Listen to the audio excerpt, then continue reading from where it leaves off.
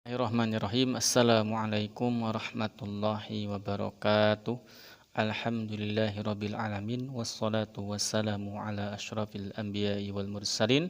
Alhamdulillah, pada kesempatan ini kita akan mempelajari studi Al-Qur'an dan hadis, yaitu tentang nasikh dan mansukh di dalam Al-Qur'an.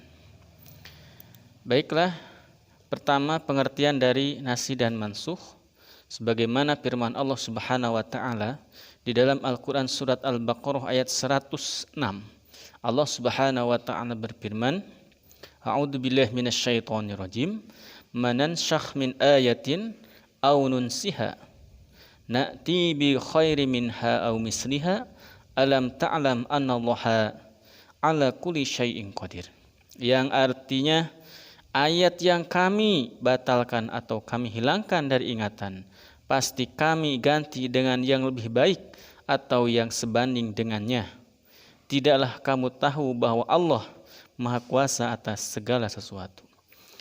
Adapun asbabun nuzul ayat ini, yaitu bahwa turunnya wahyu kepada Nabi SAW kadang-kadang pada malam hari, tapi beliau lupa pada siang harinya.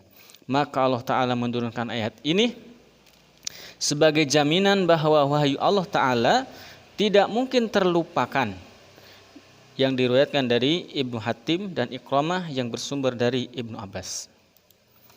Kemudian dalam tafsir Ibnu Katsir, firman Allah, ma nansah min ayatin. Ibnu Abi Talha meriwayatkan dari Ibnu Abbas. Ia mengatakan yang artinya yang kami Allah Ta'ala gantikan. Dari Mujahid, Ibnu Jarir, Ibnu Zuraij meriwayatkan mengenai ayat ini, ia mengatakan kami Allah Ta'ala biarkan tulisannya tapi kami ubah hukumnya. Hal itu diriwayatkan dari beberapa sahabat Abdullah bin Mas'ud. Menurut As-Su'di, nasikh berarti menarik atau menggenggam, sedangkan Ibnu Hatim mengatakan yakni menggenggam dan mengangkatnya.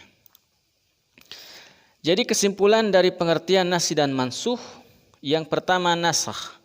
Menurut bahasa artinya menghilangkan, menghapuskan, atau memindahkan atau menulis.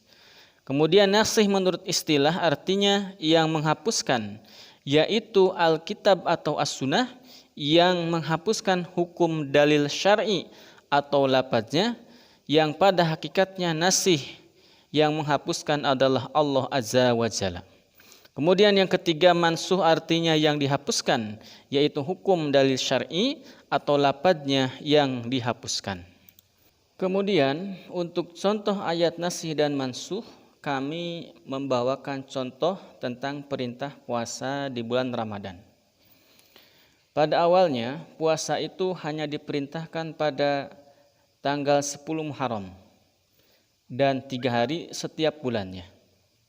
Kemudian di tahun kedua Hijriah, turunlah perintah berpuasa di bulan suci Ramadan, yaitu dalam Quran surat Al-Baqarah ayat 183 dan 184.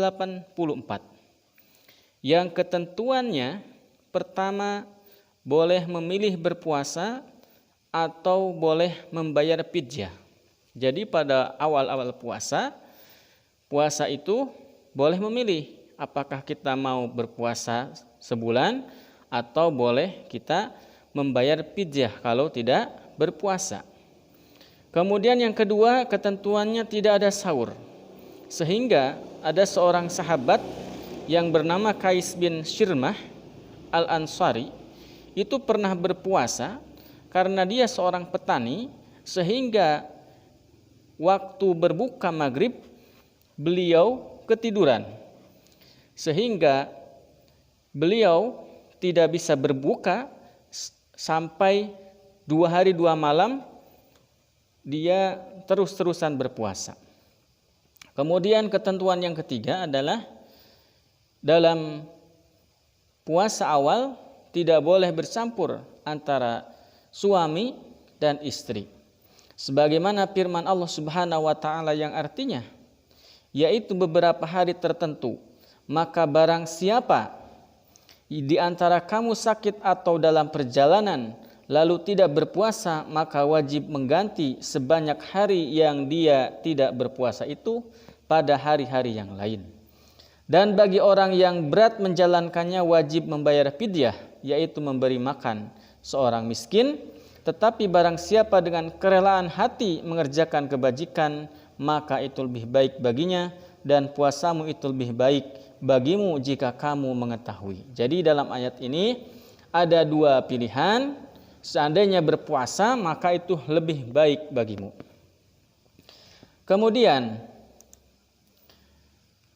ketentuan-ketentuan tadi mengenai tidak ada sahur, mengenai boleh memilih puasa, boleh memilih membayar fidyah, kemudian dihapuskan, ya. Dihapuskan hukumnya dengan Quran surat Al-Baqarah ayat 185 187. Di sini Allah Subhanahu wa taala berfirman yang artinya bulan Ramadan adalah bulan yang di dalamnya diturunkan Al-Qur'an sebagai petunjuk bagi manusia dan penjelasan mengenai petunjuk itu dan pembeda antara yang benar dan yang batil. Karena itu, barang siapa sakit atau dalam perjalanan, dia tidak berpuasa, maka wajib menggantinya sebanyak hari yang ditinggalkannya itu. Pada hari-hari yang lain, Allah menghendaki kemudahan bagimu dan tidak menghendaki kesukaran bagimu, hendaklah kamu mencukupkan bilangannya dan mengagungkan Allah atas petunjuknya yang diberikan kepadamu agar kamu bersyukur. Nah, maka dalam ayat ini ketentuannya yang tadinya berpuasa itu boleh memilih antara membayar fidyah atau berpuasa, maka pada ayat ini hukumnya dihapuskan, yaitu harus wajib berpuasa. Kalau seandainya tidak berpuasa karena sakit atau dalam perjalanan, maka wajib menggantinya sesuai hari yang ditinggalkannya. Kemudian Allah Subhanahu wa taala berfirman dalam Quran surat Al-Baqarah 187-nya, yang tadinya bulan Ramadan itu tidak boleh bercampur, ya, antara suami dan istri, maka dalam 187 ini dihalalkan. Allah Subhanahu wa taala berfirman, dihalalkan bagimu pada malam hari puasa bercampur dengan istrimu. Mereka adalah pakaian bagimu dan kamu adalah pakaian bagi mereka. Allah mengetahui bahwa kamu tidak dapat menahan dirimu sendiri, tetapi Dia menerima tobatmu dan memaafkan kamu. Maka sekarang campurilah mereka dan carilah apa yang telah ditetapkan Allah bagimu. Makan dan minumlah hingga jelas bagimu perbedaan antara benang putih dan benang hitam, yaitu fajar. Nah, pada awalnya puasa itu tidak ada sahur, ya. Jadi ketika berbuka puasa, maka sehabis Isya itu para sahabat sudah tidak boleh makan dan minum sampai bertemu lagi maghrib pada hari esoknya. Nah, kemudian hukum itu dihapuskan, yaitu diwajibkannya sahur, ya, yang dimana batas makan dan minum itu adalah sehingga jelas perbedaan antara benang putih dan benang hitam, yaitu fajar. Kemudian sempurnakanlah puasa sampai datang malam, tetapi kamu campuri mereka ketika kamu beriktikaf di masjid, tetapi jangan kamu campuri mereka ketika kamu beriktikaf dalam masjid. Itulah ketentuan Allah, maka janganlah kamu mendekatinya. Demikianlah Allah menerangkan ayat-ayatnya kepada manusia agar kamu bertakwa. Kemudian yang kedua adalah nasi dan mansuh tentang larangan khamr. Ya.